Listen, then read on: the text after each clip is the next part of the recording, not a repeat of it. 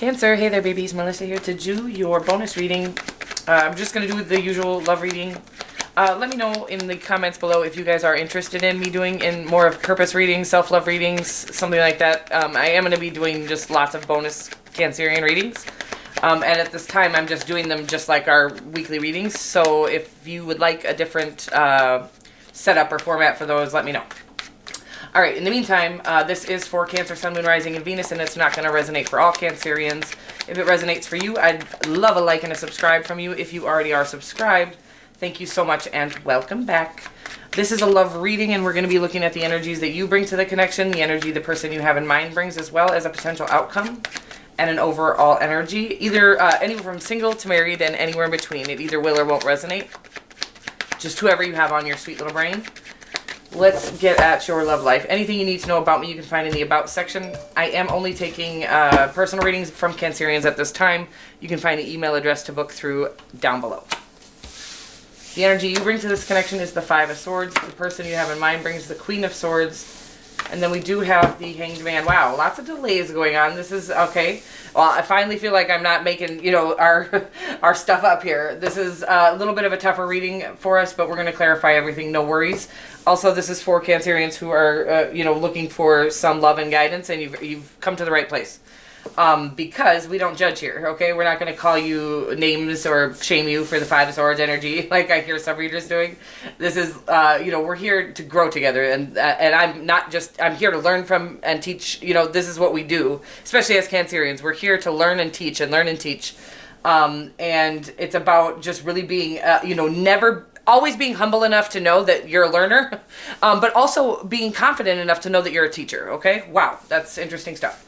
We've got the Hanged Man as your overall energy. This means delays for sure in your love life, and I think it's because you're working on your own self-love, true love, and your own wish fulfillment, your own passionate endeavors, taking leaps of faith. I think into your purpose, you guys. I do feel like you do have a purpose partner coming to kind of do that with you. I will say that will come in as soon as you're sure of yourself, and I feel like we're unsure of ourselves at this time. That's causing the delays, and that's why I feel very called to Cancerians at this time. We are magical, but we are only as magical as we believe we are, okay? So we will literally stop our gifts dead in their tracks if we are in fear or if we don't really understand or comprehend what we are capable of, okay? And not in a ishy, gregarious is not the right word, in grandiose type of way. This is like the power of love. This is the realest power of love you'll ever know. But while we're in this Five of Swords energy, which, believe me, I go back and forth from this energy daily, it's kind of like not hurting people, but defending yourself, kind of just feeling flinchy because we've been hurt before, and we are very sensitive. So we... I think a lot of us, too, have a hard time even observing the egotistical layer of people, so we get to see beyond that to their soul. However, that does leave us vulnerable to what their ego is capable of, right? Weird stuff, which means, you know, while we're not totally healed, we're in this Five of Swords energy because we don't want that wound to continuously get, you know, it's like having an owie and then continuously picking that scab of the owie if you don't heal it first. So that Five of Swords energy is how we protect that wound, okay? Interesting. We got the Queen of Swords in their energy. This is somebody who's not necessarily sharing their feelings. Could be a Libra, by the way. Not necessarily sharing their feelings with you, but I feel like they're good at communicating. They're communicators, and I feel like they're definitely intelligent, and I just don't know that they're ready. I just don't know that they're opening up to you, and that is why this is here. So I feel like this is all in delays because we're both doing some healing is what I'm gathering right now. So the outcome as it sits is the Four of Cups. I feel like this is two people not necessarily not interested in each other, but really interested in themselves, trying to heal up whatever has caused them to be, you know, flinchy or... we can accidentally hurt others when we're flinchy. That's the reality. And we don't want to do that anymore. And we don't want our own wounds to become gaping, right? So it's like in this Five of Swords energy, it's about just kind of trying to avoid love at all costs or any connections. You don't want to hurt anybody else and you don't want to be hurt any further, right? So it's about healing those wounds and you know, making sure, I guess maybe making sure that there isn't anyone in the line of fire. I don't know what I'm getting at, but in your line of fire, because we are, though the sweetest sign, I do believe we have some of the toughest pinchers out there. So I've been told.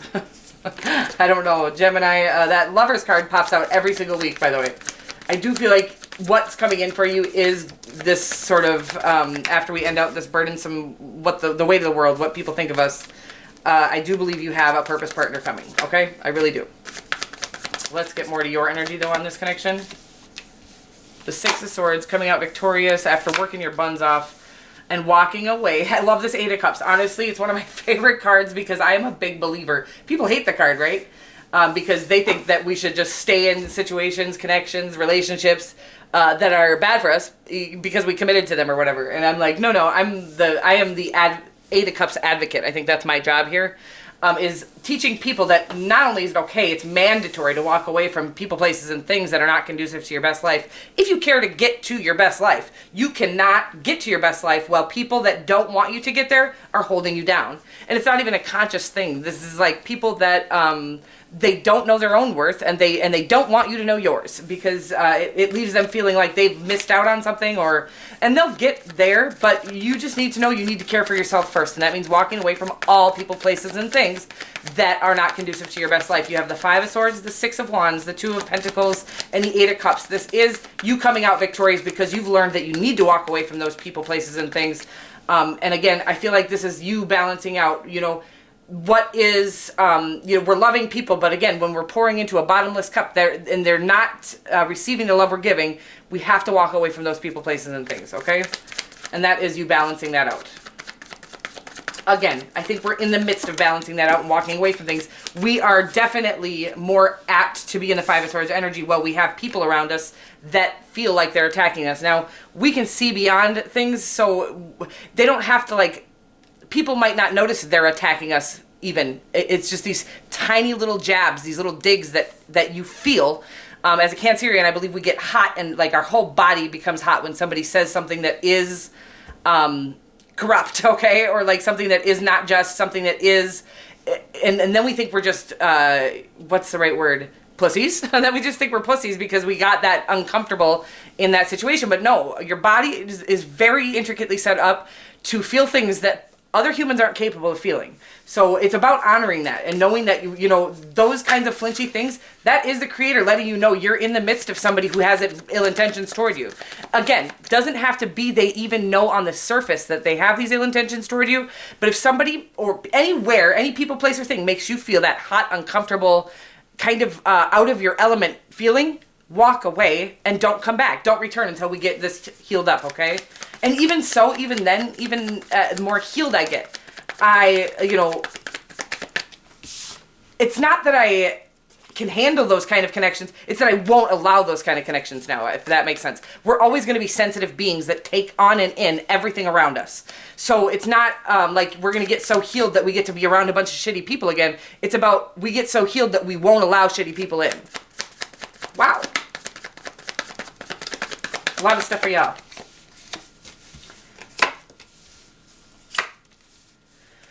Okay, so purpose partner, that's all that I got here. So I feel like you might be working with a Libra or any fixed sign that is going to fulfill purpose here with you, work well on a team with you. I feel like it's going to just be that person that you always wish you had, that teammate you always, I feel like as Cancerians, we're like, wow, we always are so good at giving that loyal partner to people, but we rarely ever, if ever, get that loyal partner back. But I feel like who's coming in for you after going through all the karmic situations we've gone through and endured, whoever's coming in for you is just going to be that person that oh my God, that does exist. Somebody does have the same thing to reciprocate with me, okay?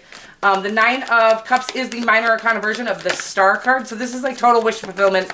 And the Wheel of Fortune really means, and the Three of Pentacles. It all means that things, though they may have looked ugly and you may have had to battle some serious wars, as soon as this introspection portion of the event is over, what you have coming in for you is a windfall of everything. This is love. This is purpose. This is financial. Everything's going to come in and start making sense to you because you're following what's in your heart. You're staying true to you. Staying true to you is what the Creator rewards. The truest to ourselves we can get is the most abundant we'll ever be. Wow, that was powerful. So it's about the truer we can become to ourselves and our inner wants and knowings. It means if you like a song, if you like a song that nobody else is gonna like, you like that shit anyways. You play it proud. We're done worrying about offending people with things that shouldn't offend people. We're caring, kind people. But it's like some people are just too offended too easily, right? And it's about just don't walk on eggshells for anyone and be kind and considerate to everyone, right? Interesting. What a tough space to be. But it's actually quite easy. It's about knowing that anybody who gets offended by a song that you like that might have naughty words in it or whatever. Wow, this is my own personal experience, I think. It's about knowing that if somebody gets offended by that, that's their own demons they're battling, their own damage they're working with. Nobody in a healed space would be offended by words in a song, okay? So it's about knowing that we cannot appease everyone. We only need to appease ourselves, and in that, we will call in everything that's meant for us. Woo! Powerful stuff. I love you guys so much. All right. Yeah, I think that this is all stating, like, we're rejecting love at this time, which is, I think, absolutely perfect. I know that feeling well. I was just talking to my best friend last night about it. It is definitely acceptable to reject love while you're doing the healing that you need to do, while you're coming into your own, because if we jump into something before we are healed and ready, we're going to rely on them too much. It's gonna be that sort of accidental control. Like we can't lose them. Now we don't know. They've kind of filled in. This is interesting. So we have a gap still when we come into this connection. The connection fills that gap. Now if they try to pull out of that gap of ours, we're missing something again. We're missing that piece again. And so now we're relying on them to fill the gap. It's about filling our own gaps first, okay? And it is about fighting our own, this is the ego. The devil card for me is the ego, period, point blank. It's about fighting that egotistical desire, whatever it is, to doubt yourself. Could be addictions, could be whatever it is. The reality is the ego it's basically what happens when we're not fulfilling our purpose that our spirit is here to do. So once we come into a space of really understanding what we were put here to do and filling that, the ego just kind of shuts its mouth and goes back to the back burner, okay? It'll come back every once in a while, but for the most part, once you feed your spirit, that ego really has very little to say. It's not as strong as it makes itself out to be. The spirit is much stronger, but whoever you feed, that old, I love that old, the wolf, whichever wolf you feed, saying, I'll link that in the description box below, but that is absolutely what this outcome is saying, is it's about which wolf you feed. If you're going to feed the ego's going to win. If you're going to feed the spirit's going to win. The spirit is much stronger if they're up against each other, but the truth is when the owner isn't feeding the spirit, the spirit will die. Okay? Weird stuff. It does look like after getting into the space of letting the ego die, you're going to be ready and willing to jump into not just this love connection, but all things without that flinchy Five of Swords behavior. If we're jumping into things half-heartedly and sort of afraid, kind of dipping our toe in, and like I've told you guys many times, dip your toe in, see how it feels, but there is going to be a point where you just need to go for it, because when we're kind of dipping our toe in, we're also giving, let's say you're here to be a self-love coach. You're giving your demographic kind of an impression that you're not sure of what you're doing. You're not sure of yourself. And so you are powerful as hell. And you need to know that before you jump in trying to teach people about their power. But I think that's what we're here to do. All Cancerians, I would venture to say. But I for sure feel very called to Cancerians because I feel like we need to awaken the magic. The magic has been dormant because we've been taught that our magic isn't accurate magic. Because our magic really isn't practical magic. What a weird bunch of stuff coming through for you guys. Practicality is gone. We're in the age of Aquarius now, and it's our time to shine for that very reason, because practical things are actually just ways that the ego has controlled us for far too long.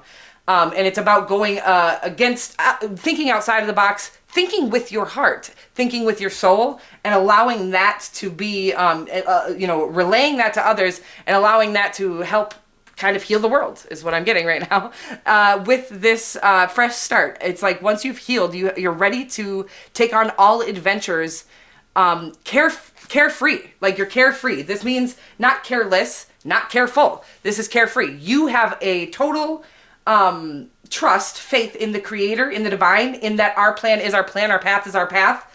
And that means you can't lose anything that's for you and you can't gain anything that's not. It's like, it's just a relief. Oh, it's beautiful. Wow. So it is about just kind of healing up those, I would gather to say it's just self-doubt. And I feel like that's why I'm being called to the Cancerian crowd, is because I think that our own magic is being buried by our own self-doubt. and other people will actually confirm your self-doubt for you if you look for outer approval or outer confirmation, external confirmation. They will actually they will work in favor of your doubts instead of in favor of your spirit. So you need to shut out that noise and peacefulness. It says, you recognize that balance, kindness, and love bring calmness to your soul. I love it. I feel like the creator's telling me to calm the F down. But I'm not going to, because I'm very passionate about this. I'm very passionate about Cancerians and about the work we're here to do and about the magic we're here to be. Again, our sparkles have been dulled for far too long, but this Age of Aquarius, I believe, is going to help us shine. I love you guys so much. Comments down below. Also, I am going to try to start a Cancerian Facebook group. I will let you know if and when that comes about. I love you so much, and I will see you soon. Mwah.